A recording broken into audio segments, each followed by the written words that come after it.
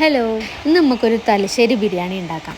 നാട്ടിൽ പോകണമെന്നൊക്കെ ആഗ്രഹിക്കുന്ന സമയത്ത് എപ്പോഴും ഞാൻ ആദ്യം ചെയ്യുന്നത് തലശ്ശേരി ബിരിയാണി ഉണ്ടാക്കുക എന്നുള്ളതാണ്. കാരണം എൻ്റെ നാട് തലശ്ശേരി ആണല്ലോ. ഞാൻ ഏറ്റവും കൂടുതൽ മിസ് ചെയ്യുന്നത് ബിരിയാണിയും അവിടുത്തെ സ്നാക്സും ഒക്കെയാണ് കേട്ടോ. ഞാനിവിടെ ഒരു 1/2 കിലോ ചിക്കനേ എടുത്തിട്ടുള്ളൂ. നന്നായിട്ട് മഞ്ഞളും ഉപ്പും ഒക്കെ ഇട്ട് കഴുകി കുറച്ച് മഞ്ഞളും മുളക് പൊടിയും ഇട്ട് നമുക്ക് നന്നായിട്ട് ഗാർണിഷ് ചെയ്ത് വെക്കാം. ഒരു 1/2 അവറെങ്കിലും വെക്കുകയാണെന്നുണ്ടെങ്കിൽ അത്രയും നല്ലത്. അതിനകത്ത് മസാലയൊക്കെ നന്നായിട്ട് പിടിച്ചിരിക്കും. കൂടുതൽ ഗരം മസാല അതൊന്നും ചേർക്കേണ്ട ആവശ്യമില്ല. ഇനി നമുക്ക് മസാല ഉണ്ടാക്കാം. ഒരു 3-4 സവാളയാണ് ഞാൻ എടുത്തേക്കുന്നത്. നന്നായി സ്ലൈസ് ചെയ്തരിയണം, എന്നാൽ മാത്രമേ നമുക്ക് മസാലയുടെ ടേസ്റ്റ് കറക്റ്റായിട്ട് കിട്ടും. ഉള്ളി നന്നായിട്ട് വഴണ്ടി വരാനായിട്ട്. അതിനുശേഷം കുറച്ച് പച്ചമുളക്, ഇഞ്ചി, വെളുത്തുള്ളി ഇതെല്ലാം നല്ല പേസ്റ്റ് രൂപത്തിൽ മിക്സിയിൽ ഗ്രൈൻഡ് ചെയ്തെടുത്താൽ മതി. അരിഞ്ഞിടേണ്ട ആവശ്യമില്ല. ഇതിൻ്റെ കൂടെ നമുക്കൊരു 2 തക്കാളി എടുക്കാം. 2 തക്കാളി അതുപോലെ തന്നെ നല്ല സ്ലൈസ് ചെയ്ത് അരിഞ്ഞതിന് ശേഷം മാറ്റി വയ്ക്കാം. എനിക്ക് തോന്നുന്നു ഏറ്റവും സിമ്പിളായിട്ട് ബിരിയാണി ഉണ്ടാക്കുന്നത് ഞങ്ങളാണെന്ന് തോന്നുന്നു. കാരണം ദമ്മിടുന്ന ഒരു പണി മാത്രമേ ഉള്ളൂ. മസാലയൊക്കെ ഉണ്ടാക്കാൻ വളരെ സിമ്പിളാണ്. കുറച്ച് മല്ലിയിലയും പുതിനയിലയും കൂടെ അരിഞ്ഞ് വെക്കാം. ഞാനിവിടെ കോക്കനട്ട് ഓയിലാണ് യൂസ് ചെയ്യുന്നത് സവാള വഴറ്റാനായിട്ട്. അതിൻ്റെ കൂടെ നമുക്ക് പേസ്റ്റ് ചെയ്ത് വെച്ച് പച്ചമുളകും ഇഞ്ചിയും കൂടെ ചേർക്കാം. അത് നന്നായിട്ട് വഴണ്ടി വരുമ്പം അതിൻ്റെ കൂടെ തക്കാളിയും കൂടെ ആഡ് ചെയ്ത് കൊടുത്തിട്ട് നന്നായിട്ട് വഴച്ചെടുക്കാൻ വേണ്ടി വെക്കാം.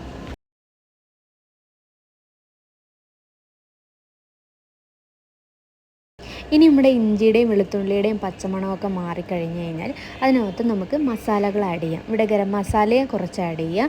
അതിൻ്റെ കൂടെ മല്ലി, പിന്നെ കുറച്ച് മഞ്ഞൾ, പിന്നെ ചിക്കൻ മസാല ആഡ് ചെയ്യുന്നവർക്ക് ആഡ് ചെയ്യാം. ഞാൻ ചെറുതായിട്ടൊന്ന് ആഡ് ചെയ്തിട്ടുണ്ട്. പിന്നെ അതിൻ്റെ കൂടെ കുറച്ച് മുളക് പൊടി, ഉപ്പ്, ഇത്രയും കാര്യങ്ങൾ നന്നായിട്ട് മിക്സ് ചെയ്തതിന് ശേഷം അതിനകത്ത് ചിക്കനും കൂടെ ഇട്ടതിന് ശേഷം നമുക്ക് ചിക്കൻ വേവാനായിട്ട് മാറ്റി വെക്കാം. അതിനിടയിൽ വിശക്കുവാണെങ്കിൽ നമുക്ക് ഇതുപോലെ കിവിയൊക്കെ എടുത്ത് കഴിക്കാം കേട്ടോ. ഇനി ചോറ് വെക്കണം. ചോറ് വെക്കാനായിട്ട് ഞാൻ കുക്കറിലാണ് വെക്കുന്നത്, അതാണ് എനിക്ക് എളുപ്പം. കുറച്ച് ഗീ എടുക്കുക. അതിനകത്തോട്ടേക്ക് പട്ട, ഗ്രാമ്പു, ബിരിയാണി മിക്സ് എല്ലാം ഇട്ടതിന് ശേഷം നന്നായിട്ട് ചൂടായിട്ട് വരുമ്പം ഞാനിവിടെ 2 ഗ്ലാസ് ജീര റൈസാണ് എടുക്കുന്നത്.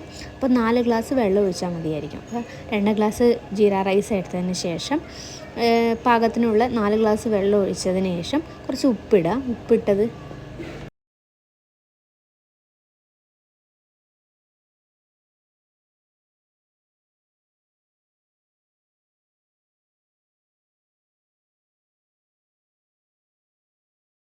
ഉപ്പ് കുറച്ച് കയറിയിരിക്കണം, എന്നാലേ പാകത്തിനുള്ള ഉപ്പുണ്ടാവുള്ളൂ. അപ്പം എല്ലാം കൂടെ മിക്സ് ചെയ്തിട്ട് നമുക്ക് കുക്കർ വേവാനായിട്ട് അടച്ച് വയ്ക്കാം. ഏകദേശം 1 വിസിൽ മതിയായിരിക്കും. 1 വിസിൽ വന്നതിന് ശേഷം എടുക്കാം.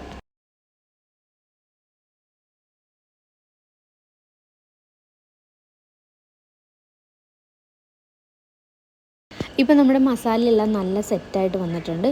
എല്ലാ പൊടികളുടെയൊക്കെ പച്ചമണമൊക്കെ മാറി നന്നായിട്ട് വഴണ്ടി വന്നിട്ടുണ്ട്. ഇനി നമുക്ക് ദമ്മിടാനായിട്ട് ആദ്യം നമ്മൾ മസാലയ്ക്കകത്ത് കുറച്ച് മാറ്റി വെച്ചതിന് ശേഷം അതിനകത്തോട്ടേക്ക് റൈസ് ഇടാം. ഇതുപോലെ 1 ബൈ 1 ലെയറായിട്ട് ഇട്ടതിന് ശേഷം കുറച്ച് നേരം നമുക്ക് അടച്ച് വയ്ക്കണം. ഞാനിവിടെ ദമ്മിടുന്നില്ല, അല്ലാതെ തന്നെ ചെയ്യുവാണ്. അടച്ചു വെച്ച് കുറച്ച് നേരം തീ വയ്ക്കുന്നത് മാത്രമേ ഉള്ളൂ.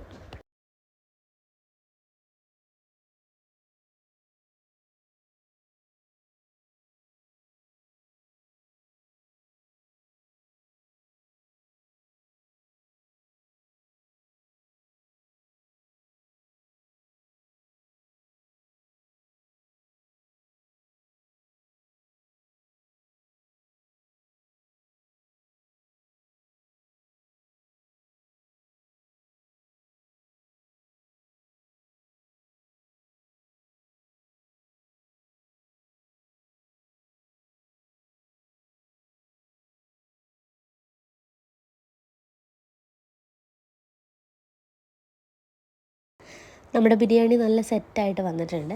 അപ്പോൾ ഇത്രയേ ഉള്ളൂ. വളരെ സിമ്പിളാണ്. ട്രൈ ചെയ്ത് നോക്കാം.